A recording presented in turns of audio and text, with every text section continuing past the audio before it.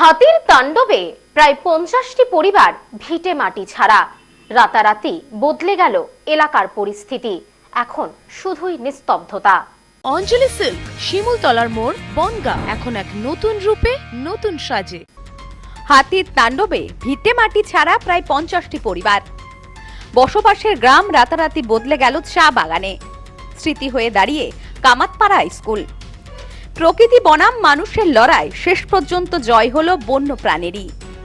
শিলিগুড়ি সংলগ্ন বৈকণ্ঠপুর বনাঞ্চল ঘেঁষা সাজানো চটকিয়া ভিটার কামারপাড়া আজ কেবল ইতিহাসের পাতায়। হাতির ক্রমাগত তাণ্ডবে অতিষ্ঠ হয়ে গ্রামের মানুষ লড়াই ছেড়ে ভিটে মাটি ছেড়ে সরে দাঁড়ালো। একটা সাজানো জনবসতি গ্রাম, বাচ্চাদের কোলাহল, হাসি, কান্না, আনন্দ সব ছাপিয়ে এখন সেখানে শুরু চা বাগানের নিস্তব্ধতা আর হাতির পায়ের ছাপ। সাজানো গ্রামটি আজ গ্রামের মানুষের কাছে যন্ত্রণাময় স্মৃতির সাক্ষী হয়ে দাঁড়িয়ে আছে জঙ্গলে ঘেঁষা নির্জনে। জানা গেছে 2010 সাল নাগাদ বদলে যায় এই গ্রামের চেনা ছবিটা। জঙ্গল থেকে প্রতি রাতেই লোকালয়ে হানা দিতে শুরু করে হাতির পাল। বসতি বাড়তেই রাতের পাশাপাশি দিনের বেলাতেও খাবারের খোঁজে চলে আসে হাতি। শুধু ঘর বাড়ি নয়, হাতির আক্রমণে প্রাণ হারান বেশ কয়েকজন গ্রামবাসী। প্রাণের ভয়ে অবশেষে গ্রাম ছাড়ার চূড়ান্ত সিদ্ধান্ত নেন গ্রামবাসীরা। একসময় যেখানে জনবসতি ছিল, আজ সেখানে চা বাগান, নেই জনবসতি, নেই কোনো কোলাহল, নেই কোনো স্বপ্ন, নেই কোনো আশা। একসময় এই এলাকায় অনেক আশা স্বপ্ন নিয়ে তৈরি হয়ে ওঠা প্রায় 50টিরও বেশি পরিবার ছিল। প্রাণের ভয়ে সকলেই তল্পি তল্পা গুটিয়ে একে একে সমস্ত পরিবার চলে যায় অন্যত্র।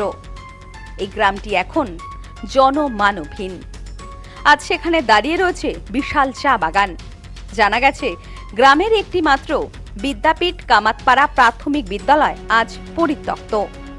স্থানীয়দের কথায় প্রাণভয় শিশুরা স্কুলে যেতে চাইতো না। একটা সময় প্রাণের ঝুঁকি নিয়ে শিক্ষালাভ করা অসম্ভব হয়ে দাঁড়িয়েছিল। শেষ পর্যন্ত পড়ুয়াদের সুরক্ষার কথা মাথায় রেখে শিক্ষা দপ্তর স্কুলটিকে অন্যত্র সরিয়ে নিয়ে যায়। জঙ্গল সংলগ্ন এলাকার মানুষ ও বন্যপ্রাণীর আদিম দ্বন্দ্ব ভবিষ্যতে কোন দিকে মোড় নেয় এখন সেটাই দেখার। কামাতপাড়া কেবল একটি গ্রামের নাম নয়, বরং বাস্তুহারা মানুষের দীর্ঘশ্বাসের প্রতিচ্ছবি হয়ে গিয়েছে উত্তরবঙ্গের মানচিত্রে। এ বিষয়ে গ্রামের এক বাসিন্দা বলেন, একটা সময় এই গ্রামে 50টিরও বেশি পরিবার বসবাস করত। হাতির তাণ্ডবে সবাই আমরা এলাকা ছেড়ে চলে যেতে বাধ্য হই।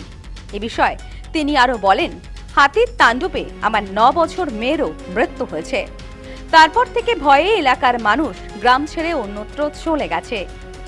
এই চা বাগানে এক সময় আমাদের ছিল কচি কাচাদের কোলাহল, ছিল ঘর বাড়ি, সবই এখন অতীত। ভিটে মাটি হারিয়ে এখন আমরা উদ্বাস্তু। ওখানে থাকা যায় না, হাতির অত্যাচার করছিল। মানে সন্ধ্যা হলে হাতি বাড়ায় আসে। তো একটা আমাদের খুব ভালো পরিবার ছিল, এখানে 40-45টা পরিবার ছিলাম। তা হাতির অত্যাচারে থাকতে পারি না। এখন কি করব, এই পাড়া ছিঁড়িয়ে মানে অন্য জায়গায় আসলাম। এ বিষয়ে গ্রামের এক মহিলা বলেন, এক সময় আমরা গ্রামের বাসিন্দা ছিলাম। হাতির হানা বাড়তে থাকায় আমরা গ্রাম ছেড়ে পাশের গ্রামে চলে গেছি। জঙ্গলে আমাদের কাঠ আনতে যেতে হয়, কিন্তু ভয় লাগে, কি করব, কোনো উপায় নেই। তাই আমরা গ্রামের পুরুষ মহিলা সবাই মিলে কাঠ আনতে যাই। হ্যাঁ, আসে তো প্রতিদিন। কালকে আসছে, হঠাৎ করে আসে, প্রতিদিন আসে না। ওর এলাকা খিদে নেই, এইখানে খাবার আসে, ফরেস্টে নাই তো ওই কলা টলা খায়া দেয়া চলে যায়। ভয় লাগে তো। সারা ওই গার্ডগুলোকে ডাকাই, ওই ফরেস্ট গার্ডগুলা, ওরা যায় পিটায়, গাড়ি আসে, পটকা ফুটায়, ওগুলা করে। এখানে যে গ্রামটা ছিল, গ্রামটা কোথায় গেল? গ্রামটা মানে মানুষগুলো সব এইদিকে চলে যাচ্ছে ওই ঠাকুরের জন্য, হাতির জন্য। Bureau report, news no man's land, Uttarbanga. মোবাইলের জগতে আজও সবার সেরা চিরশ্রী মোবাইল।